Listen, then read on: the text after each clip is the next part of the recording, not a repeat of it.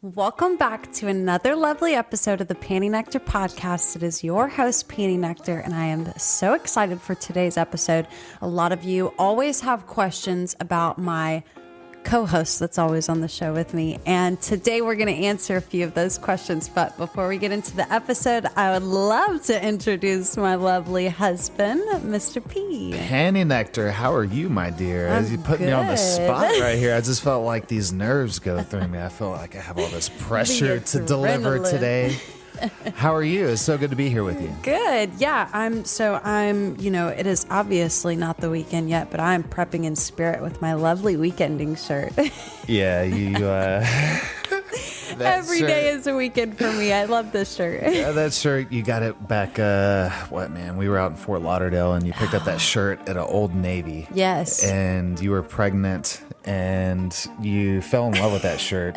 And it's got slits on the side, so it's very comfortable to wear. Yeah, it has like this kind of a hippie-ish vibe to it, like it says weekending across the front, but you wear it every day, so...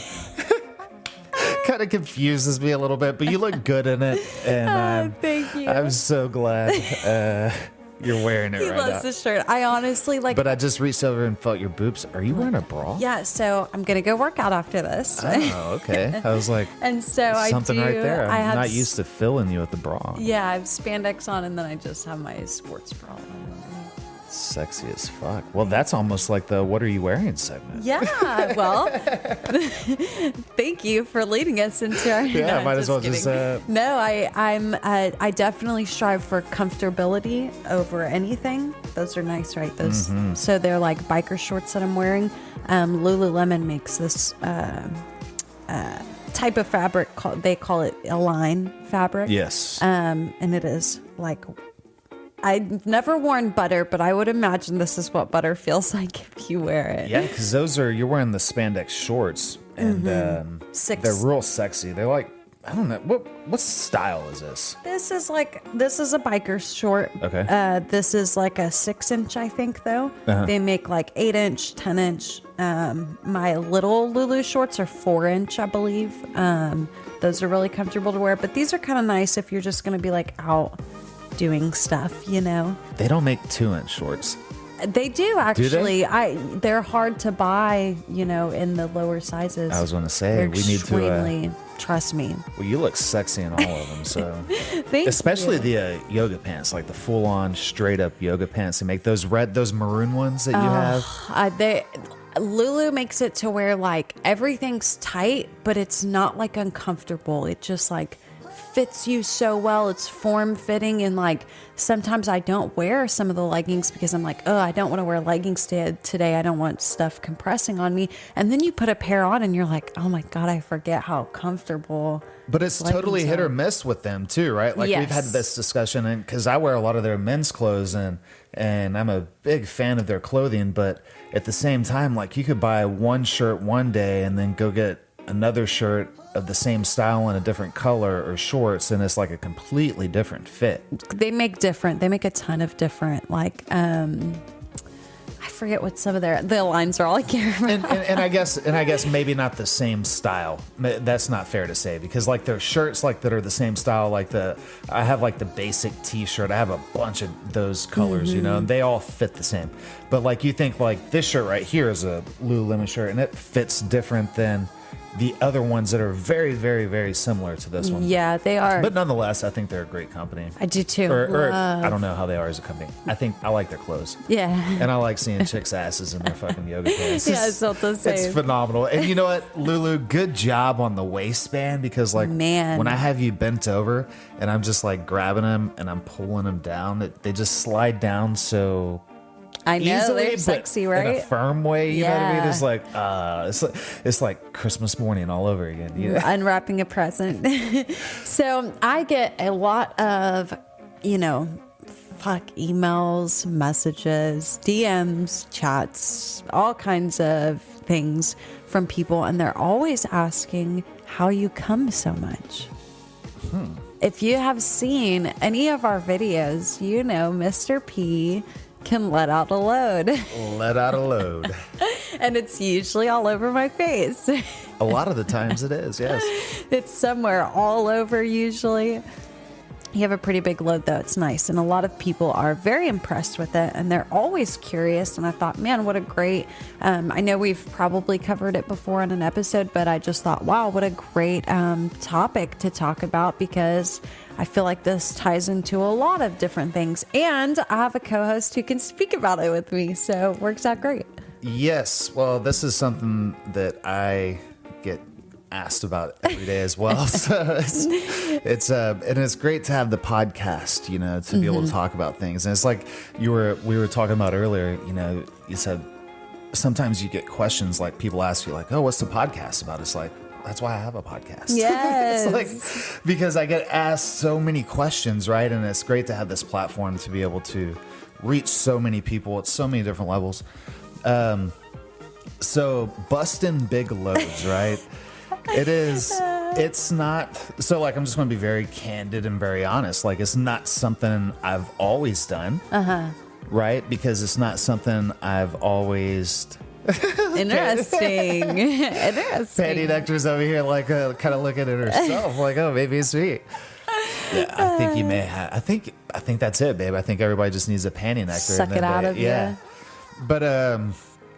But no, so as we've discussed on the podcast before, like I've not, you know, I'm in my late 30s now, and I've not always lived the healthiest life. You know, I used to drink, I used to smoke, I used to not exercise, you know, and I've been through the ups and downs, and like there's been times where I like exercise a lot, then there's been times where I don't do shit for 6 months, you know right. what I mean? The ebb and flow, the balance yes. of life. And that's what I'm terrible at, right? You know this, it's like 100 or nothing for me, and that's not a good thing. I wish I had more balance, but it is what it is. Okay, so question real quick. The coming, you said it's not something that you've always been able to do. Is that something that men are like truly self-conscious about sometimes? I think so. I think the size of a load? I think so. I wouldn't say... You know, for me, I've never been really that self-conscious about that. It's not I don't know. It's like, it is what it is. Right, you know, right. That's really how I've always thought about it, yeah. Like, you're still orgasming, you know what I mean? But I think for some people it is, because we get asked this question every day. You know, it's just like some people with dick size. It's like, well, for some people it's an issue. For some people it's not, you know.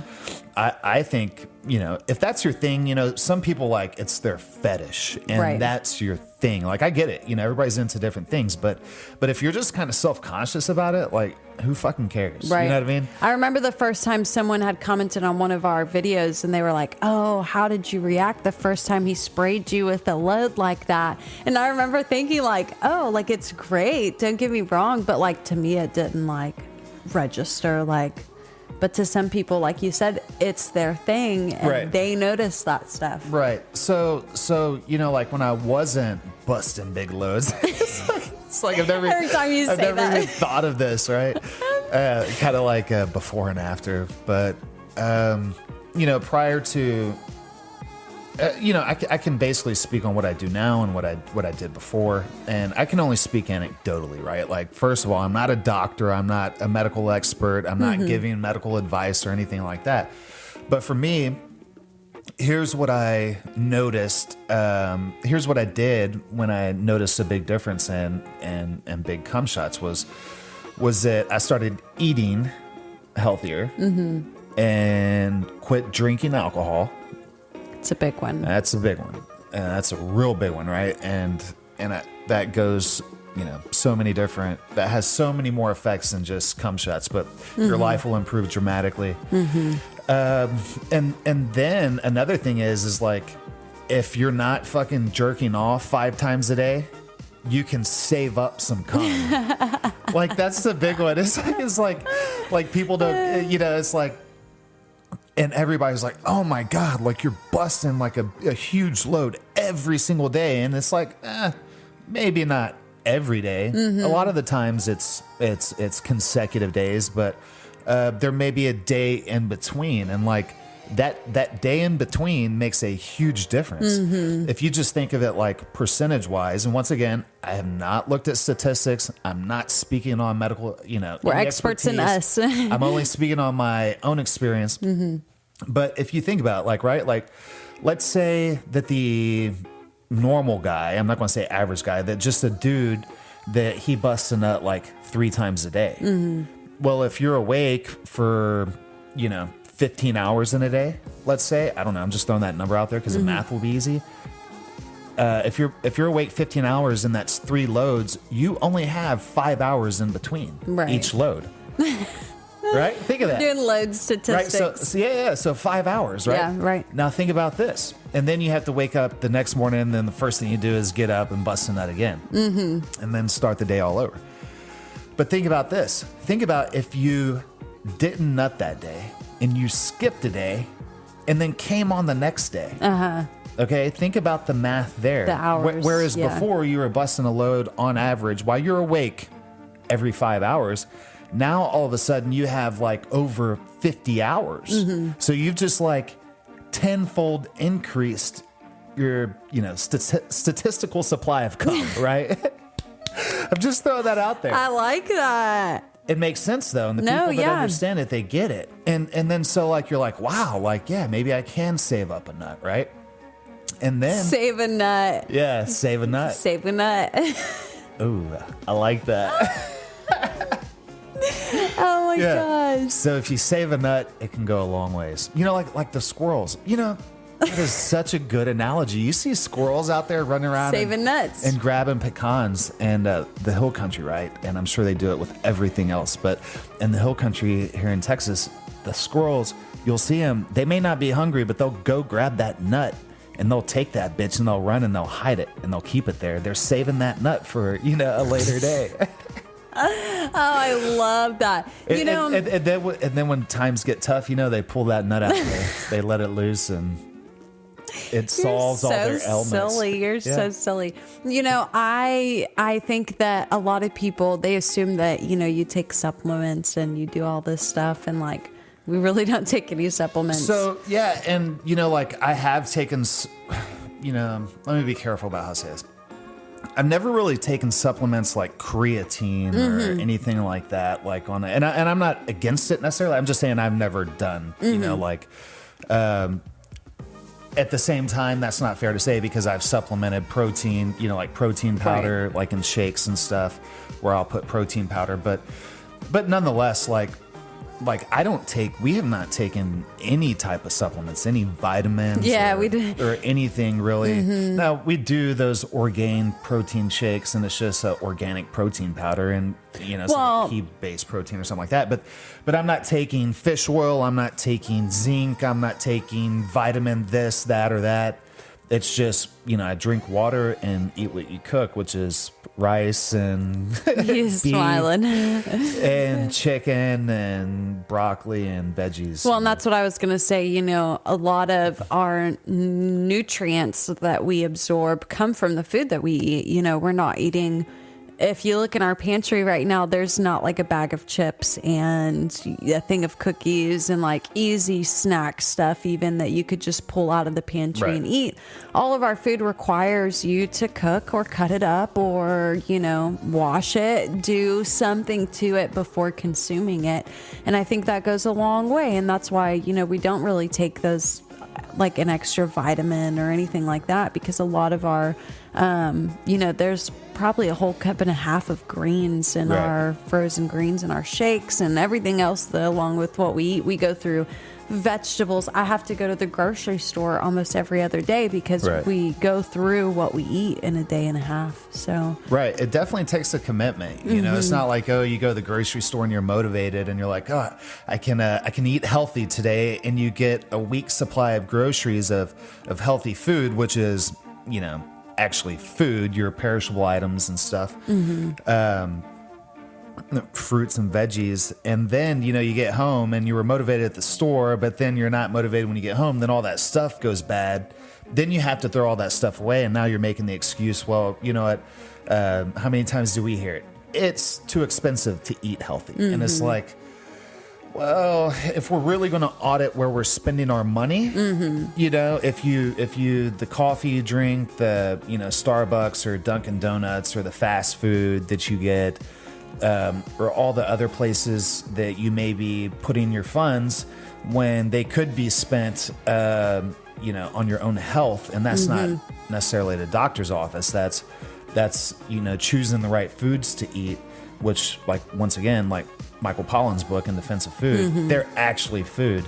And, it's crazy. We spend quite a bit of time talking about this subject, and it's in I see you have Panty Nectar podcasts pulled up right there on the computer, and it says dirty sex talk. And it's like, of all this dirty sex talk, like the one thing that really matters most to us, and that we feel matters also so much to other people, even though many people don't understand, it's their own health. Man, we were literally just talking about this the other day, and you have the argument it's real expensive, and it's like, okay, I can tell you what else is real expensive: a grave spot, a funeral. Yeah. 100%. All of that's very expensive. So when we add up what really truly is a priority to us, and a priority to us is living a better quality of life while we are here on this earth. Yeah. And so food, I'll go to the grocery store every day if I have to, it's something that's a priority to us. And this isn't something, once again, I can only speak on my own experience, but I do feel that I have a lot of expertise in this subject because I have been fat and overweight and 260 pounds and, drinking every Friday, Saturday, and Sunday, and just pounding booze, and then go to work for the week and, smoking cigarettes and literally eating Whataburger like 2-3 times a day. And being How heavy were you at your heaviest? Like 260. I know that I got above 260. I think like the most I ever weighed myself, and this was 10 years ago, 12 years ago, but was probably like 259, I think. But I know that was before I was like, I'm not living this way. And that was just a commitment that I made to myself. I was like, I'm not going to live this way. And so it's been a long road to get to where I'm at now. Where I don't drink alcohol and, pretty much live a very healthy life and eat really good. But at the same time, like, I fall off the path too. And that's the thing I think that I've learned so much along the way is that right there, that when you do fall off the path, don't let that define you. Right. Don't let whatever goal you may have and you're working towards it, and then something happens, and a lot of times things happen to us that are literally not our fault at all. Sometimes they are, but sometimes they're not. And if you let that moment define you, and that moment is, you're just going to say, fuck it, I quit. Then you quit, Yeah. And we've discussed that before. It's like, what do? You have two options. You can either quit or keep going. And if you keep going, if you literally sometimes I tell myself that when I go running, I'm like, I just have to put one foot in front of the other. David Goggins, no one's going to save you. And just go. And if you can get back on that path, I promise you, no matter what you're working toward, it can, you can get there. Yeah, I agree.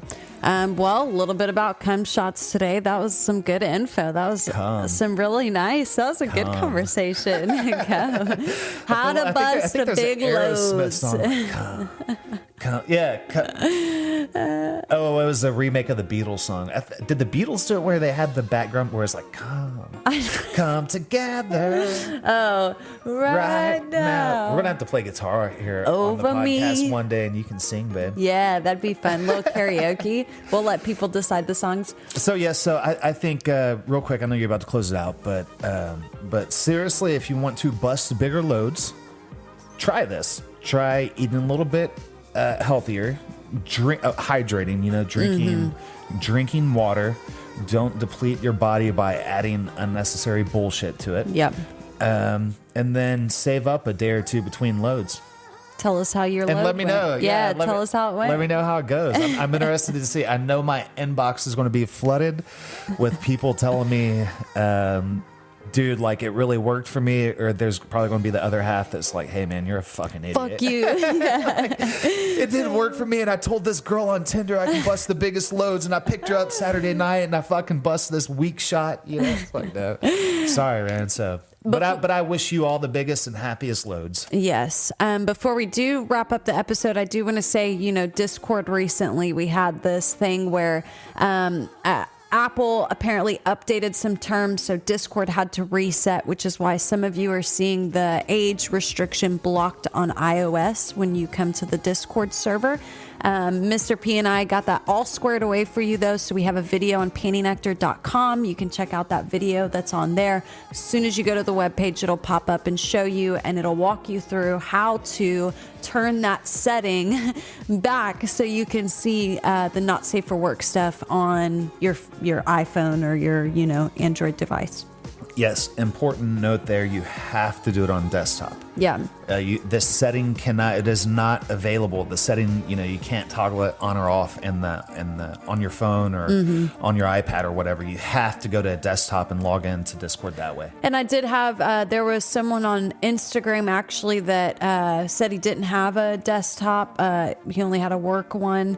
And he actually said he Googled, did a little bit of digging, and found a link where he could do it from his Safari instead. Okay. So I don't know any specifics about that. I just know that may be a possibility if you do not have a desktop. He said he just had to do some digging. So he was able to access the desktop app on the phone. On the phone through Safari. So Google that. Yes. But if you do have a desktop, the video's right up there on the website for you. You guys can check that out to get back into the server. Yes. Yeah, and the thing is like nobody's been kicked out. No, like it's just membership blocked. level hasn't changed. It just you can't see it right now. So you'll have to go in and change that setting. But other than that, Panty Nectar, what have you been up to in the Panty Nectar verse? Oh goodness, what have I not been up to? There's been a lot going on. You're always jumping somewhere. No, I'm always doing stuff, working out, enjoying this cold weather. It's nice right now. Yeah, you've been working out like you're always working out. Every now and then. But committed like every Monday, Wednesday, Friday, early in the morning. You get up, it's before the sun, and one day it was hot, and you had mosquito spray out there, and you're complaining about the mosquitoes, and the next day it's like freaking cold. 45. Yeah, which is in South Texas. That's like negative 10. Yeah, thankfully there was a wind block though, so it was nice to be able to have that because I would have been screwed if not. But thank you so much for listening to this episode. I'm so grateful that you guys took the time to listen to my podcast and hang out with me. If you could leave a 5-star review on Spotify or Apple, that would be so freaking appreciated. And I just hope you guys have a great day. See ya.